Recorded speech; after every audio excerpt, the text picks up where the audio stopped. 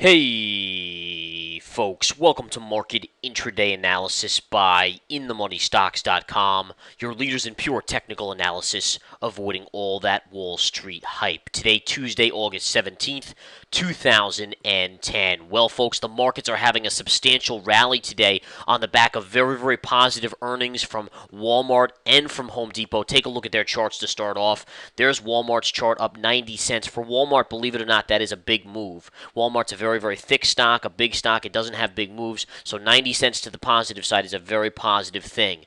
In addition, if we take a look at Home Depot today, take a look at Home Depot here, up $1.36, and that's only prior to today. That was only about a $27 stock, so $1.36, $1.35 move up today is a sizable move higher. If you take a look at the daily chart on that Home Depot, you can see it's been consolidating and making a bottom for the last basic month or so, maybe month to 6 weeks, chopping around. Whenever you see a big drop like this and the choppiness start and really how it forms that lower level here, where you see if you draw a line through, you can see it's just been kind of hovering around that level, even though it gapped below, it was saved, and you never really closed below this pivot low as well. That's what's called a bottom in formation, or a consolidation period, or a possible bottom. And again, you can see today a nice rally off of that, heading towards the 50 moving average on the daily, which would be at around $29.15. Now, that's not the only good news today. We had decent economic news today. In addition, potash, POT, the agriculture stocks are soaring today. Look at POT today. This is where it closed yesterday, right down here. This is where it opened today. And again, it's down a little bit on from where it gapped up today. But look at the size of this move. I mean, you're talking about a stock making a 30% move almost on the upside. Why? Well, BHP Billiton made a buyout offer for $130 per share. That was a huge premium on where it closed yesterday. It closed yesterday at $112.15. The stock is up more than that. Why? It's at $141.75 right now, almost $11 or $12 above that buyout offer. The reasoning, folks, again, behind it, they rejected the buyout offer. Basically, they're saying that we think we're worth more, therefore the likelihood of them or someone else coming out and bidding more for potash is very, very likely, and the stock is higher by quite a bit. So a huge move. Take a look at the daily chart. I mean, this is unbelievable. This is where it was yesterday at 112, and this is where it's traded today.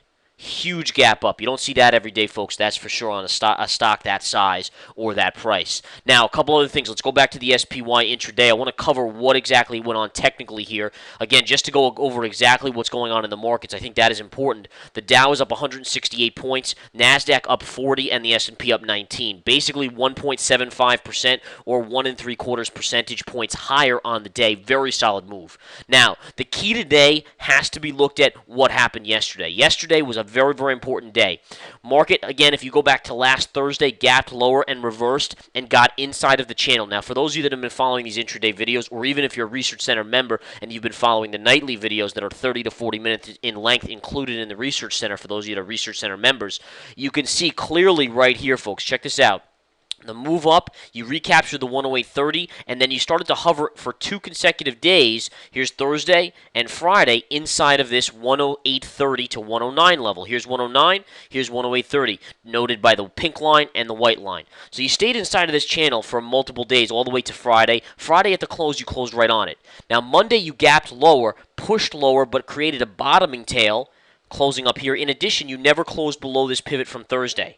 The low of the day from Thursday, you never closed on the 10-minute chart below that level. That's a positive indicator plus the bottoming tail. The market all of a sudden surged back, chopped around that 108.30, ultimately closing at the end of yesterday, at the end of the day, at the close, at 108.30, recapturing or closing right there. Now, that's a little bit of a positive. The fact that the market could gap down like that, and then ultimately it still closes right on or inside this channel, up down channel across the board, that is a slight positive. And again, yesterday was extremely light volume. We saw the dollar down, although again the markets didn't go up based on that dollar negativity yet, but you did see the dollar move down today, and that did help the markets move higher. We'll touch on the dollar as well. Weak dollar generally signals positive market move. All right, so zooming in, folks. Let's zoom in. Again, here's your bottoming tail, your close above that blue trend line, and here, right here, you closed essentially right on that white trend line. Today, look at where we gapped up to. I think this is very, very important. Now, I'm going to zoom out one more time. Here's your channel, your blue line to your pink line, right? Look at where we gapped today. You gapped above the pink line. That's very important, folks. Now, what happens once we gap above that pink line?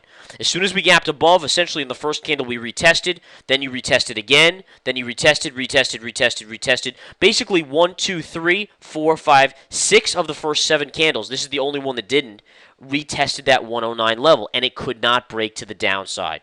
What do you think happens? I mean, just use common sense or logic when you're trying to run into a door. Let's say I want to break down the door in front of me, and I run into it 1, 2, 3, 4, 5, 6 times, and I still can't break it down. Chances are my shoulder's hurting by this point pretty bad, and I might just give up. And what am I going to do? Well, in that case, I'd walk the other way. So you're trying to break through the door here, meaning the pink line, to come back inside of this area. You cannot do that, and before you know it, the market says, all right, well, I'm going the other way then. I'm going the easy way. What happens? The market surges to the upside. All right, so clear and simple, folks. It surges. Interestingly enough, you gapped above this level. You closed on this level. That resets confirmation for those Research Center subscribers out there.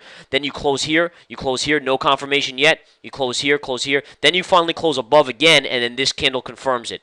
So again, see how confirmation confirms the direction? You confirm, and then off to the races you go, up, up, up, up, up, and finally you've come to rest somewhere upwards of the 110 level at 110.25 to 110.35 area, which again is a key resistance area. Now, if we go to the 60-minute chart, you can see clearly here on the 60-minute you gapped above the 109 level, but noted by the white line in this chart.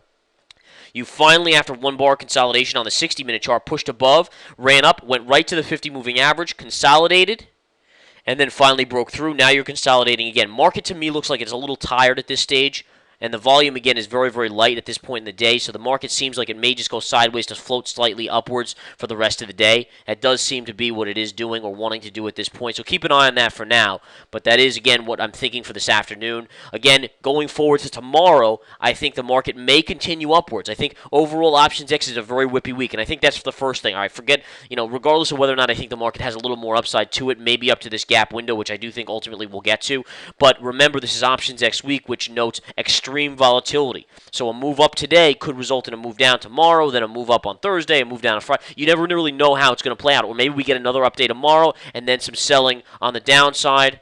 It could be either way. So just be a little cautious this week. Options expiration. Remember, institutions play a lot of games as they try to close as many amateurs out of those puts or calls as they can to really make them expire worthless and maximize their profits on the premiums that they're selling them for. And that's the game that's being played this week. You always want to expect that going into it. All right?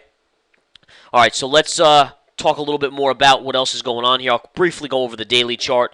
Daily chart, again, you fell beautifully. A little bit of choppy consolidation. This is interesting on the daily. This changes the daily's dynamics, and I'm going to go over that in tonight's nightly video. So, again, join the Research Center if you really want to know what this market holds over the next 3 to 5 days and then on to the next week based on what this daily is showing. It's actually very, very fascinating, and this has to be something we all pay attention to. In addition, folks, join the Research Center to get the swing trades out there, all the swing trades we post on the Hot Charts and Alerts, Pro Trader Watch List, Daily Market Report, nightly videos that I do personally 30 minutes to 40 minutes in length.